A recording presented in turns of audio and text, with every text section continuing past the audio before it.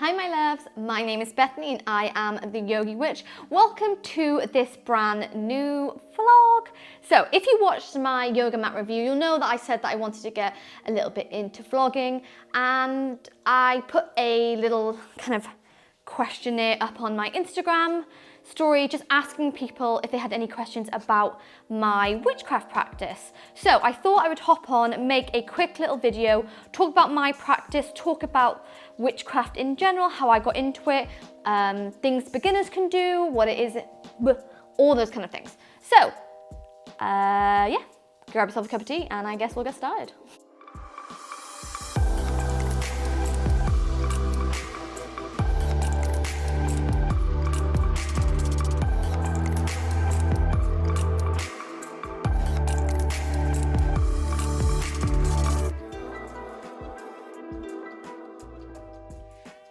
Okay, let's take it back to basics. So if I were to ask you what a witch was, I imagine that the first thing that would pop into your mind would be something you kind of see on Halloween. So witches, long crooked noses, warts, a black cat, riding a broomstick, all that kind of stuff. And in reality, witchcraft has never been this. This is just something that the patriarchal society have put on us and that the history books have written about this kind of subject. So, in simple terms, a witch is someone who uses metaphysical, spiritual kind of forces to help them bring a certain desired intention, manifestation, etc. They are usually someone who really resonates with nature, with the world around them, and who finds that they're able to get themselves to a higher kind of frequency with the energies around them. The definition of a witch can be a little bit complicated. There is so much to it. There's so much history behind it, so much culture behind it. There's different kind of practices. So for this video, I'm just going to talk about my own personal practice. So this isn't the same as everyone else's, isn't the same as all witches. This is just my witchcraft practice.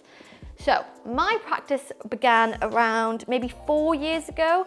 I had done witchcraft as a module in my undergraduate degree and had actually written my dissertation on fairy tales, the warnings behind them, and kind of delved a little bit into witchcraft then. And when I went back to my master's, I intended to specialise in the subject, so I ended up writing my master's dissertation on demonology and witchcraft. And it was just a historical interest to me. And historically, I absolutely loved studying witchcraft. I think it's absolutely fascinating. I could spend hours talking about it. I find it fascinating that these women were healers, these women and men were healers, they were midwives. They were often people that were kind of secluded, they stuck to themselves, they were in nature, and they were just kind of an easy kind of escape for all the fear during that time. So yeah, I did it historically, found it fascinating. If you are interested, I'll add some like little books into the comment box. God, I need to get this right. Into the description where you can look at it a bit further. But anyway, yeah. So I got into witchcraft personally on a random trip to Glastonbury with my boyfriend for, I think it was like our 2-year anniversary, something like that. And when he was just grabbing some food for us, I happened to walk into the shop and they had like a little book in there, and it was just basically like a witchcraft for beginners book.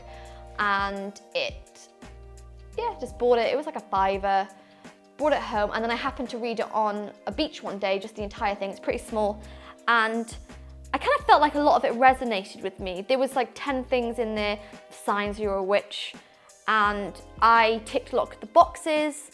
And I always thought that spiritually I might delve into something just because it's always kind of called to me, it's always appealed to me. I've always gone to like clairvoyant meetings. I've had my cards read numerous times. I've been to many well-being fairs, and I just always thought it was just kind of like a little hobby of mine, just a random interest. And when I read this book, it just sparked something in me. I don't know what it was. It was like almost like a light switch went off in my head, and I was just like, this is the world I want to get into. During this time, I was going through my stage of anxiety and depression while I was in Exeter with my master's. So the idea that as a witch, you can control the things around you, you can control what you bring into your life, how you react to things, you can control your mindset with certain spells, certain rituals by, doing certain things on certain days. I thought it was really empowering. It really inspired me. And doing this during the time where I was so sad and I was so frightened and I was barely sleeping made me feel like I could get back in control of my life and I could take control of all the things I felt like I was losing grip on. So my practice began pretty small. I got a couple of books. I got into crystals, so I bought a few crystals. I bought some sage. We all know how much I love sage. And yeah, it just went from there really. I started to do certain things on full moons and on new moons because in my books it gave me new spells. So I think the first spell I ever did was like a healing bath spell. So my poor boyfriend took me to a forest where I foraged for dried oak leaves and an acorn, and I did a healing new moon bath spell. And you know, you can believe it or not, but it actually did work. I slept with this acorn underneath my pillow for about 2 weeks, and I didn't have any nightmares, which is what I was suffering with at the time, nightmares and night terrors, and I just thought it was beautiful. The next thing I tried was a money spell, and it worked. And when I say it worked, it means the exact amount I'd asked the universe for, happened, which was very unexpected. And it was probably about 4 months after I'd done the spell, but still it worked. And it was amazing. So from there, my fascination grew. I got into oracle cards. I delved a little bit deeper with my spells. I attempted things that were a little bit more advanced, so things to do with emotions, not manipulating anyone else's emotions, just my emotions, kind of working on manifestations. And it just kind of grew from there really. So in terms of my anxiety, my witchcraft practice really helps me manage it. Although, as I stated in my anxiety video, that I am on medication, I do go to counselling. I feel that alongside with this witchcraft practice, I feel very in control of myself. You know, I like the idea that not everyone does it, and I like the idea that it's just mine. So I don't really share my practice with anyone or my craft with anyone. I don't really tell my partner what I do. I don't really tell my friends or my family what I do. It's a very private thing. The spells I do are very private. You know, my boyfriend might see me doing it, but he doesn't ask many questions. I just keep it to myself, and I like that. I like how I have something that's just mine, that I don't have to explain to anyone why I'm doing it or what I need from this particular spell. It's just private. It's almost like kind of like journaling really. You just, yeah, it lets you explore your personality and your beliefs without having to deal with any judgment from anyone or any criticism. The witchcraft and the yoga go hand in hand. They really do. They both require grounding. They both use this idea of affirmations and intentions. They both use the idea of breath work.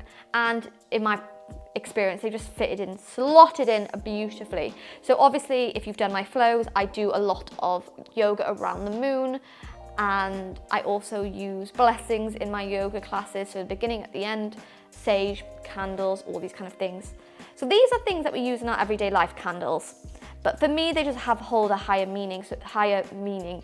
I use a lot of candles in my spells and my rituals. I believe that certain color candles bring me certain things, what the flame can tell, how the emotions are in the room, the vibes, etc. So in the yoga, I use the incense, and the candles I use during that particular flow is to help people kind of get to a higher energy set. So I try and raise the energy levels, raise the vibrations using these incense and the candles. If you've practiced with me in person, you might know that sometimes you come into a Karma yoga and it smells a little bit different than normally into other yogas, etc. So that's just kind of a brief little glimpse into my practice. I don't necessarily practice every day, but I do practice a lot, just in different kind of ways. So I do subtly everyday things and then bigger things on the moons and stuff like that. So I did put a little poll questionnaire on my Instagram story a few weeks ago, and I got a lot of questions through. So I will try to answer as many as I can. One of the questions is witchcraft your religion? No, witchcraft is not my religion. So there is a religious side to it, also known as Wicca. Paganism is also involved in this, but I do not have a religion, so I don't worship any deities or gods, goddesses, etc. Witchcraft is just my practice. It's not my religion. Just a personal choice, really. I don't know where I might go. Maybe I will delve and research a little bit more into Wicca, But at the moment, I'm just not ready to worship anything other than the moon and nature, the universe around me, really. Another question is, what made you get into witchcraft? So I think I answered the question already, but basically my studies in university got me into witchcraft on a more personal level, and yeah, it just kind of snowballed from there, really. But how you get into witchcraft is different for everyone. There's many ways you can get into it, and anyone can practice witchcraft. It's not really an exclusive kind of club. Sometimes it's a bit more exclusive if you want to join a coven or anything, but I'm not a part of a coven yet. I'm just a kind of like individual little personal witch. So this follows nicely on to the next question, which is, did you always know you were a witch, or is it something you learned to be? So I didn't know I was a witch, so as in actual the title a witch. I always knew that there was something like different. Not saying that I was like special or anything, but just I always knew there was something a little bit different in me. Just my beliefs, the way I saw things. I was always very emotionally in tune with other people. I picked up on people's energies a lot, and I always had very good instincts about people, like almost like gut feelings, but I would just know if someone was lying or if someone was doing something naughty or they weren't very good people, and vice versa. I always knew if people were good people. I used to have very vivid, to be fair, I still have very vivid dreams, but about people being in my room or about situations, almost as like I was watching like a situation happen. It's always very interesting. I sound a bit crazy when I'm saying this, but I just always knew that this was something that I would probably eventually get to. Every time I had my cards read, they would always state that this was something I should kind of delve into, but it didn't really kind of occur to me until I accidentally went to a lecture in university and I learned about witches there, and it was just like a trigger in me, like it lit something up, and from there I've just learned everything. So I've asked questions, I've done loads of research, I've read a lot of books, and I've also learned from trial and error, like some spells worked, some spells didn't work, some intentions worked, some intentions didn't work, picking and choosing what I liked, really. So, what kind of witch am I, and what kind of witches are there? There is a ton of different witches. There really are. Everyone has kind of like a title, they pick a title. There is, for example, a cosmic witch, which is more like a modern day witch. They really are in tune with the cosmos, and astrology and stuff like that, and like signs, like star signs. There is a green witch, which uses a lot of things to do with nature, with the earth. There is a kitchen witch that uses stuff in the kitchen, so food, certain spices, stuff like that. There is, God, there's so many witches. I'm trying to think off the top of my head. There is, the elemental witch, which uses those 4 elements, so water, earth, air, and fire. Jesus. Yeah, there's a lot. Take a look online. There is so many different kinds of witches. I can't list them all now. But I am an eclectic witch. So I pick and choose what I like, really. I've just designed a practice that is wholeheartedly individual. It is just about what I like, what I resonate with, hence why it's not my religion. In my practice, I do a lot with crystals. I do a lot with spellwork. Spellwork is a very big deal for me. The moon phases, this is what I worship, is the moon. I set everything around the lunar phases. I also use oracle cards, and I use my yoga and meditation practice to kind of delve into a higher kind of energy, really. So many of you have asked on the questions why I call myself a witch and if I'm embarrassed by calling myself a witch. The short answer is no, I'm not embarrassed. I think it's a very beautiful word, and I'm really empowered by the word. I like the word witch. Historically, the word witch has a very negative connotation, You see it all the time in films, you see it in, fiction books and stuff like that. Halloween is a great example of it. And historically, it's a very beautiful practice. It's a practice based on healing, based on nature, based on basically being a good person. Obviously, there are darker sides aspects to it, so like black witchcraft, which I don't delve into. I'm a white witch. but that's a personal choice. But yeah, it's a very beautiful word. So when I call myself a witch, I am reclaiming the word. I am kind of delving and being inspired by that, that quote that says, "We are the granddaughters of the witches you couldn't burn." I have no shame in calling myself a witch. If you have a problem with it, then it's kind of your problem, it's not mine. People call themselves anything. People call themselves Christian and they don't necessarily believe in God or even go to church. So I can call myself witch, even if you don't believe in it.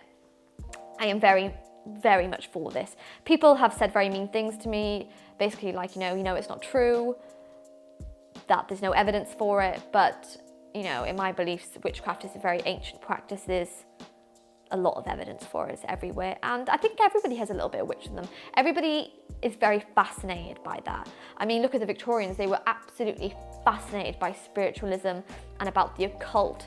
And it's something that we just can't help but get away from. I think all of us have something in us. I mean, we binge watch horror films because we like the idea of something that's a little bit different. And once you kind of understand witchcraft and you've done your research, it's so beautiful. It's such a beautiful craft and practice and group of people that, yeah, it's just delicious. I think I really recommend getting into it. How can you get into witchcraft? You can get into witchcraft any which way you like. You can get into it via meditation. You can get into it as crystals, tarot cards, rituals, worshipping the moon, yoga practice. The kind of list is endless, really. I definitely recommend doing some research into it, all of it, but you can start whenever you want. You don't need any skills. You just need to maybe be a little bit open-minded, be very respectful, and be very honest with what you like and you don't like. Another big question that people kept asking me was what to add into like a beginner's practice. And there's kind of 3 rules I have into beginner's practice. The first is to be respectful. I really do believe this. It is a very ancient practice, but it's a very beautiful one, and people do take it very seriously. So be really respectful when you delve into it. Don't necessarily make fun of it or do it for kind of popular reasons and whatnot. That's just my opinion. I think you just need to be respectful of it. Hence why I keep a lot of it private. Just my particular spells. I do put spells up on my Instagram that you can do at home, rituals, etc. But I keep my personal practice private, just simply because it's just my work, and I'm very respectful of the practice itself. The second one is to be very honest with what you like. You don't have to do everything. There's a lot to witchcraft. You don't have to do everything that's handed to you. You can pick and choose what you like. Like I said in my yoga practice and my yoga classes, you can pick and choose poses. So I recommend picking and choosing what you like in a witchcraft practice. 3, be open-minded. Some of it might seem a bit strange to you at first. There is a lot to it, and there's a lot of very deep practices, so maybe not practices you necessarily will agree with or you necessarily get, i.e. maybe things to do with dolls or clairvoyancy, or I mean, I've seen some witches do a lot of stuff with bones. I mean, they haven't killed the animal, that's not what I'm saying, but they do a lot with bones, and you can buy bones. I've been to shops where you can buy like bird skulls, etc. So be open-minded about it. It kind of delves into this, kind of connects to that first question about being respectful. So if it's not yours, just move away from it. Don't be rude. Just kind of pick and choose what you like. To begin a witchcraft practice, there's 3 things I personally think you need. The first is a grimoire or a journal. So this is where I write down intentions that I'd like to bring on the moons. I write down spells. I'm pretty sure, to be fair, I hide my grimoire just from prying eyes. But yeah, get yourself a journal, write it down, write everything you like, what you don't like, write spells, rituals, moon phases, how you felt, etc. The second thing is jars. Any witch will tell you this. Once you start a witchcraft practice, you're going to have thousands of little glass jars everywhere in your house with random things collected. My poor boyfriend just deals with pebbles and shells and feathers just constantly around this place. Black salt. There's thousands of black salt jars in this house. So that's what you need. The second one is you need jars. The third thing you need is candles. Literally the candles. They are cheap. They are easy to get. You can make your own candles if you want to get into that. You can buy them from anywhere. The basic white candle can be used for everything, every single spell. So get yourself some candles. I went to a shop in the UK, and I'm pretty sure it was in Europe, I don't know if it's in America, called Tiger, and you can get every colour candle there for like £1 each. So that's what I did. I bought every single candle of every colour. I bought a whole bunch of little glass jars from Wilkinson's, another UK store, and yeah, that's kind of how I started. There was a whole bunch of other questions, but I think I've talked for quite a long time. But I will do more and more videos on witchcraft. So I will look into witchcraft anxiety, how to begin a witchcraft practice, basic witchcraft grounding. I will really get into this as I develop more into my vlog. But this is kind of an introduction to my witchcraft practice. So if you have any questions or anything you want me to answer, you can write down in the comments. You can send me a message on my Instagram at the Yogi Witch, and I will do my best to answer anything. And I will also do another vlog soon. But thank you for listening. I actually really hope you enjoyed this witchcraft talk. I talked for ages, the poor dog's gone to sleep. I need to drink my tea. But yeah, I hope this gave you a little insight into my witchcraft practice, what I do. You can keep up with my witchcraft journey on my Instagram. And yeah, I will add more videos to this soon. But thank you so much, guys, and I hope to see you again soon.